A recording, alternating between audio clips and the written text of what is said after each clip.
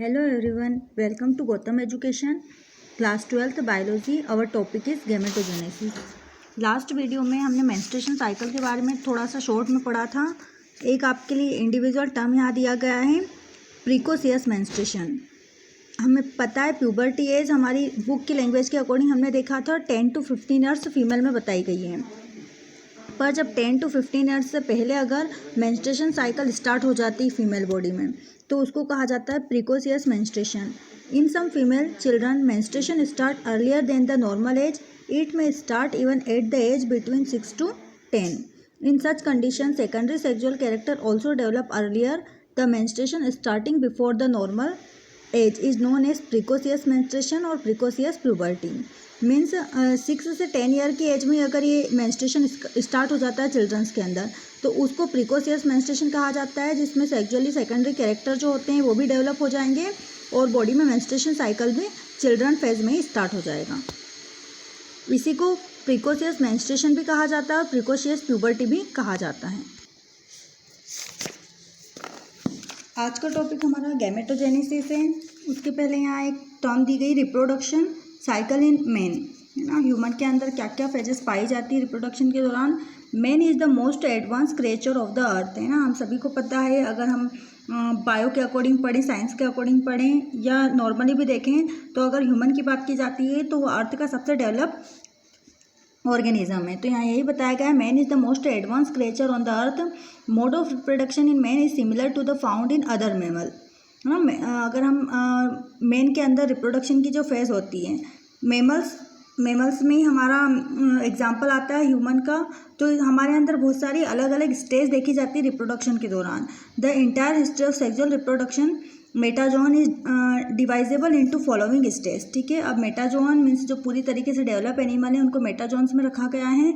तो उसके अकॉर्डिंग अगर हम सारी प्रोसेस देखें तो इतनी प्रोसेस में कंप्लीट होता है, इतनी स्टेप्स में रिप्रोडक्शन कंप्लीट होता है. First is the gametogenesis, formation and differentiation of sex cell और गैमिट. ठीक है, मेल और फीमेल बॉडी दोनों के अंदर गैमिट बने लगते हैं, जिसको गैमेटोजेनेसिस कहा गया है. हम पढ़ चुके हैं, फीमेल के अंदर ओवम बनता है और मेल के अंदर स्पर्म बनता है. फर्टिलाइजेशन, प्यूबर्टी एज क्रॉस करने के बाद रिप्रोडक्शन की कैपेसिटी ह्यूमन के अंदर डेवलप हो जाती है और उसके बाद जो फर्टिलाइजेशन की प्रोसेस होती है वो उसके कैपेबल हो जाता है. जैसे यहाँ दिया गया है, फर्टिलाइजेशन किसे कहेंगे, fusion of male and female gamete to form zygote. Male female gamete का जुड़ना और उससे नई सेल का बनना, जिसको हम जाइगोट कहते हैं. ये मेल फीमेल दोनों में होती है. फर्टिलाइजेशन के बाद जाइगोट से स्टार्ट होकर और एक बेबी का डेवलप हो जाना, ये पूरी प्रोसेस फीमेल में होती है. Embryonic development, it involve the following stage. Embryonic development means zygote से एम्ब्रियो बनेगा. एम्ब्रियो पूरा 9 मंथ कंप्लीट होने के बाद एक डेवलप बेबी में बदल जाएगा. फर्स्ट दिया गया है क्लीवेज और segmentation. It is mitotic division of zygote. Cleavage किसको कहेंगे, mitotic division means number of chromosome same रहेंगे जहाँ पर. तो यहाँ पर क्लीवेज को कहा जाता है जहाँ पर जाइगोट में डिवीजन तो होते हैं लेकिन माइटोटिक, जहाँ पर नंबर ऑफ क्रोमोसोम एक सेल से 2 बनती है, 2 से 4 बनती है, लेकिन नंबर ऑफ क्रोमोसोम सभी में सिमिलर होते हैं. फिर होता है blastulation, segmentation or cleavage of zygote by a series of mitotic division to form a ball like structure called blastula. ठीक है, फिर माइटोटिक डिवीज़न के दौरान हमारी जो सेल होती है वो एक तरीके से एक ग्रुप ऑफ सेल्स बना लेती है, एक सर्कल बना लेती है जिसमें नंबर ऑफ सेल्स बहुत सारी डिवाइड हो चुकी होती हैं और उस स्ट्रक्चर को ब्लास्टुला कहा जाता है. ब्लास्टुलेशन के बाद होता है gastrulation, the morphogenic movement of cell of blastula to give rise germinal layers, 2 in case of diploblastic and 3 in case of triploblastic. ठीक है, डिप्लोब्लास्टिक और ट्रिप्लोब्लास्टिक, यहाँ पर हमारी जो सेल अरेंज हुई थी वो 2 अलग अलग भागों में बढ़ जाती है. अगर वो 2 भागों में बढ़ रही है तो इस केस को डिप्लोब्लास्टिक कहा जाता है, और अगर वो 3 अलग अलग हिस्सों में बट रही है तो उसको ट्रिप्लोब्लास्टिक कहा जाता है. तो यहाँ 3 लेयर बनेगी तो ट्रिप्लोब्लास्टिक, 2 लेयर बनेगी तो diploblastic. Is called gastrulation of this stage is known as gastrula. और इन लेयर को जर्मिनल लेयर कहा जाता है, जिसमें अब हम पढ़ेंगे एक्टोडर्म, मेसोडर्म और एंडोडर्म. तो अगर कोई इनमें से कोई 2 बनेगी तो उसको डिप्लोब्लास्टिक कहा जाएगा और तीनों ही बन रही है तो उसको ट्रिप्लोब्लास्टिक कहा जाता है. ऑर्गेनोजेनेसिस नाम से ही क्लियर है, मैं आपको पहले भी बता चुकी हूँ रूट वर्ड के बारे में। जेनेसिस का मतलब होता है फॉर्मेशन। यहाँ गैमेट था तो गैमेट का फॉर्मेशन, यहाँ ऑर्गेनोजेनेसिस तो यहाँ पर ऑर्गन का फॉर्मेशन। ठीक है, क्या लिखा गया है? ऑर्गेनोजेनेसिस और formation of organ and infant. Organ का बनना या फिर इन्फेंट का बनना। इन्फेंट का मतलब होता है ऑफ स्प्रिंग, ऑफ स्प्रिंग मतलब चिल्ड्रन, है ना। तो यहाँ पर चाइल्ड के लिए यहाँ पर बायोलॉजिकल वर्ड दिया गया है इन्फेंट, मतलब एक डेवलप बेबी का जन्म होना। It include formation of various organs and organ system from germinal layer. यहाँ पर ऑर्गन सिस्टम, पहले आपको पता है कि सेल बनती है, सेल से टिश्यू बनेंगे, टिश्यू से ऑर्गन बनेगा, ऑर्गन से ऑर्गन सिस्टम बनता है और ऑर्गन सिस्टम से एक पूरी डेवलप बॉडी बन जाती है। तो यहाँ वही बताया गया है कि यहाँ पर जब ऑर्गेनोजेनेसिस होगा तो ऑर्गन बनने लगेगा, एक से दूसरा ऑर्गन बनेगा, फिर सेल डिवीजन होगा, फिर थर्ड ऑर्गन, और ऐसे करके पूरे हमारे सारे ऑर्गन बन जाते हैं और फिर हमारी बॉडी पूरी तरीके से डेवलप हो जाती है। फिर उसके बाद जब एक बॉडी डेवलप हो जाती है ऑर्गेनिज्म की तो चाइल्ड बर्थ होता है। चाइल्ड बर्थ होने के बाद उसकी ग्रोथ होती है, increase in size to mature into adult. फिर वही 3 फेज हम पढ़ते हैं, चिल्ड्रन, फिर चिल्ड्रन से एडल्ट, और लास्ट हमारी जो फेज है जिसे हम सेंसेंट पीरियड कहते हैं, मीन्स जहाँ पर हम पूरी तरीके से बुजुर्ग हो चुके होते हैं और हमारी जो उम्र होती है वो लास्ट डेथ की स्टेज पे होती है, तो उसको सेंसेंट पीरियड अकॉर्डिंग टू बायो कहा जाता है। एक यहाँ पर क्वेश्चन कभी कभी आपकी जो कॉम्पिटिटिव एग्जाम होती है उसमें बायो से रिलेटेड क्वेश्चन में पूछ लिया जाता है, तो आपको याद रखना है फर्स्ट जब ऑर्गेनिज्म का डेवलपमेंट होता है ह्यूमन में तो पहली जो ग्लैंड बनती है वो पिट्यूटरी ग्लैंड होती है और पहला जो ऑर्गन डेवलप होता है वो हार्ट होता है। तो ये 2 बात आप याद रखें, यहाँ मैंने लिखा भी है, first in gland pituitary gland formation and in organ firstly heart formation. ठीक है, ग्लैंड में पिट्यूटरी ग्लैंड सबसे पहले बनती है और ऑर्गन में सबसे पहले हार्ट बनता है। गैमेटोजेनेसिस पढ़ेंगे हम, मोस्ट इम्पॉर्टेंट टॉपिक इस चैप्टर का। गैमेटोजेनेसिस में स्पर्मेटोजेनेसिस पूछा जाता है एमपी बोर्ड में, ooजेनेसिस भी पूछा जाता है, स्पर्म और ओवम में डिफरेंस भी पूछा जाता है, एंड स्पर्मेटोजेनेसिस और ooजेनेसिस में डिफरेंट भी पूछा जाता है। तो ये 3 टॉपिक बहुत ही इंपॉर्टेंट है, इसे आप अच्छे से समझिएगा।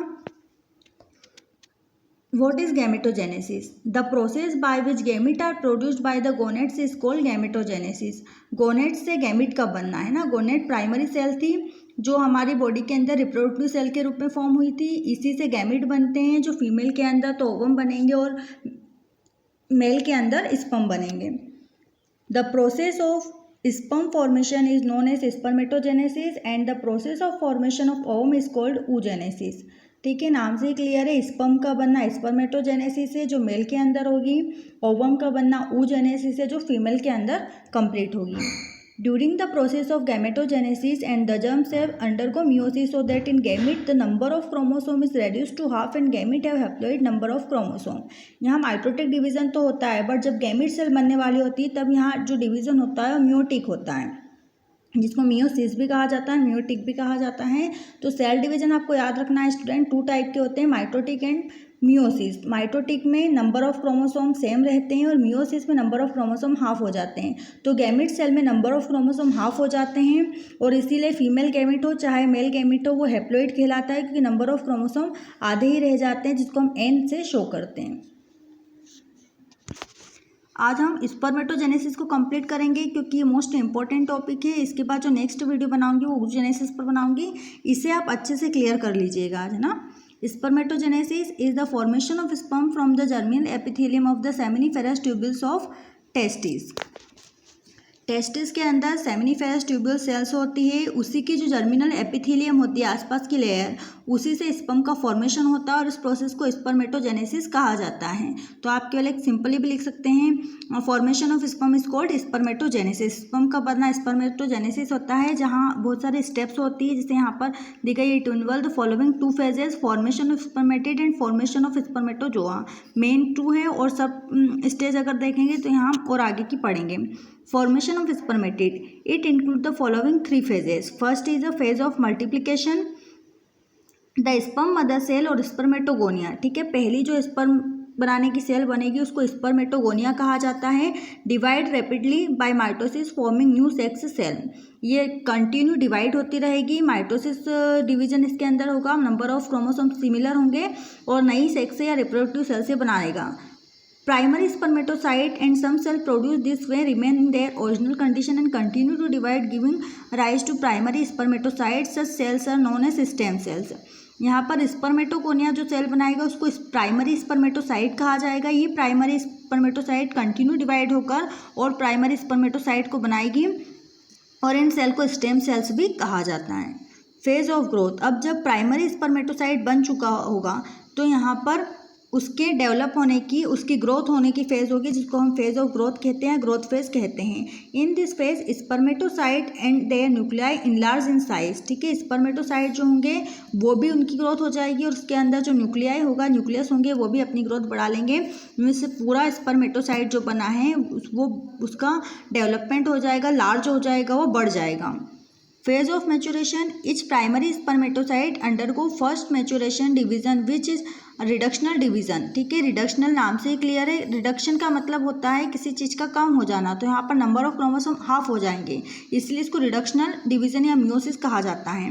and two daughter cell are formed each with haploid number of chromosome. These daughter cell are called secondary spermatocyte, ठीक है। प्राइमरी से डिवीजन होगा फिर से, और डिवीजन होने के बाद जो स्पर्मेटोसाइट बनेंगे उसमें नंबर ऑफ क्रोमोसोम हाफ रह जाएंगे क्योंकि यहाँ मियोसिस हुआ है, और उन सेल को हम सेकेंडरी स्पर्मेटोसाइट कहेंगे।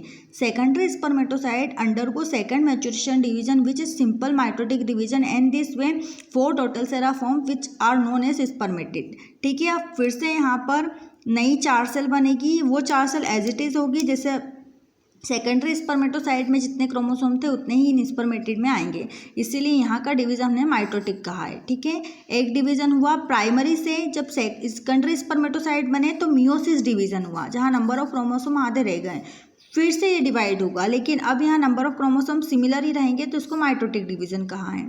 दस from each primary spermatocyte 4 spermatid are formed, ठीक है। तो स्पर्मेटिड की बात की गई थी, तो कितने स्पर्मेटिड बनेंगे, एक प्राइमरी सेल से 4 स्पर्मेटिड बनेंगे।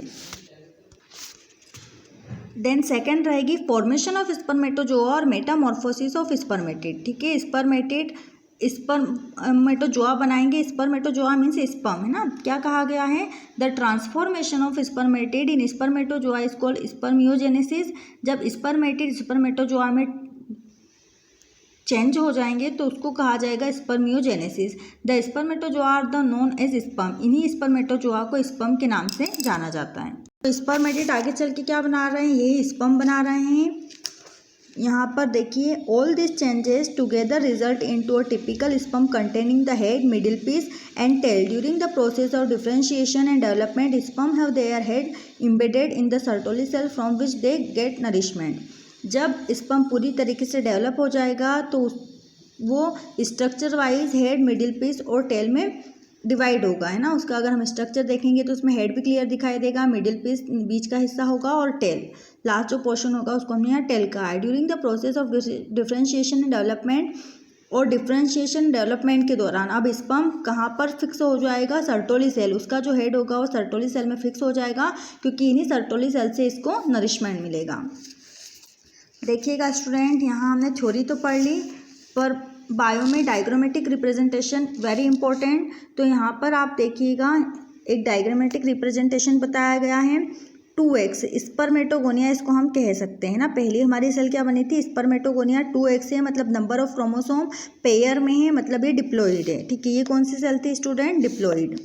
इसको हम स्पर्मेटोगोनिया कहा। स्पर्मेटोगोनिया फर्स्ट मल्टीप्लिकेशन फेज, मतलब सेल का डिवाइड होना। तो एक सेल से 2 सेल बनी, माइटोटिक डिवीजन ही हुआ। यहाँ 2 से 4 बनी, इसमें भी माइटोटिक हुआ क्योंकि सभी में 2x है, नंबर ऑफ क्रोमोसोम में कोई चेंज नहीं हो रहा है। प्राइमरी जर्म सेल से स्पर्मेटोगोनिया बन गया। अब स्पर्मेटोगोनिया से क्या बना, प्राइमरी स्पर्मेटोसाइट, ठीक है। इसने फिर डिवीजन किया और क्या बनाया। आप यहाँ कंफ्यूज नहीं हो, हम एक सेल को ही यहाँ डिवाइड करके बता रहे हैं क्योंकि सभी को फिर से 2 बार फिर 2 से 4 करेंगे तो बहुत कंफ्यूजिंग स्टेज हो जाएगी, तो इसीलिए हो गया तो सभी में डिवीजन, पर हमने एक की बताई। यहाँ जो सेल थी उसको डिवाइड होते हुए बताया हमने तो स्पर्मेटोगोनिया से क्या बन गया स्टूडेंट, प्राइमरी स्पर्मेटोसाइट। यहाँ तक माइटोटिक डिवीजन था। अब यहाँ पर प्राइमरी स्पर्मेटोसाइट से जब सेकेंडरी स्पर्मेटोसाइट मतलब फिर से ये 1 से 2 और 2 से 4 सेल बनाएगा, तो प्राइमरी से सेकेंडरी स्पर्मेटोसाइट बनने में जो डिवीजन होगा वो मियोसिस डिवीजन होगा, और उसके अकॉर्डिंग डिप्लॉइड सेल से सेल कौन सी बन जाएगी, हैप्लॉइड, क्योंकि नंबर ऑफ क्रोमोसोम दिखाई दे रहा है आपको, हाफ रह गए। सेकेंडरी स्पर्मेटोसाइट इस पर एक नई सेल बनाएगा। अब यहाँ पर फिर से मियोटिक डिवीजन ही हुआ है स्टूडेंट, क्योंकि देखिए सेकेंडरी स्पर्मेटोसाइट में भी एक्स थे और इन सभी में भी एक्स क्रोमोसोम आए हैं, मीन्स यहाँ पर फिर से हमारा माइटोटिक हो गया। अब हमारी 4 सेल बनी जिसको हमने स्पर्मेटिड कहा। इन्हीं स्पर्मेटिड से एक स्पर्मेटिड एक स्पर्म बनाएगा, तो 4 स्पर्मेटिड से सिंगल 4 स्पर्म बन गए, और इन स्पर्म के ये सभी हैप्लॉइड हैं। ये भी याद रखें, गैमेट सेल हमेशा हैप्लॉइड होती है क्योंकि नंबर ऑफ क्रोमोसोम आधे हैं इनमें, सिंगल फॉर्म में है इसीलिए, डबल फॉर्म में है तो डिप्लॉइड और सिंगल है तो हैप्लॉइड। तो स्पर्म बने और इन्हीं स्पर्म से फिर पूरी तरीके से जब इनका डेवलप स्ट्रक्चर दिखाई देगा तो ये इस टाइप से होगा। ठीक है, ये स्ट्रक्चर भी वेरी इंपॉर्टेंट, क्योंकि यहाँ पर क्या कहा जाता है, एक तो स्पर्मेटोजेनेसिस पूछा जाता है, एक पूछा जाता है draw label diagram of sperm. Question note कर लीजिए, draw label diagram of sperm, तो या तो ये डायग्राम या ये डायग्राम, इनमें से एक डायग्राम आपको बहुत ही अच्छे से याद होना चाहिए। It is very important for MP board exam. देखिए यहाँ पर ये वाला जो हिस्सा है इसको एक्रोसोम कहा जाता है। ये एक्रोसोम एक थोड़ा सा नुकीला हिस्सा होता है क्योंकि ये एग को फर्टिलाइज करने का काम करता है, तो यहाँ पर इस हिस्से को कहा जाता है एक्रोसोम। एक्रोसोम के बाद ये वाला हिस्सा हेड कहलाता है इसका। बीच में पूरा एक हिस्सा होता है जिसको हम न्यूक्लियस कहते हैं। आसपास की जो लेयर होती है वो प्लाज्मा मेम्ब्रेन होती है। यहाँ 2 अलग अलग व्यू बताए गए हैं, आप एक को अच्छे से समझकर उसमें सारे पॉइंट एक में भी ऐड कर सकते हैं। बीच वाला हिस्सा जो होगा वो मिडिल पीस होगा। मिडिल पीस और हेड को जोड़ने वाला जो हिस्सा होगा वो नेक कहलाएगी।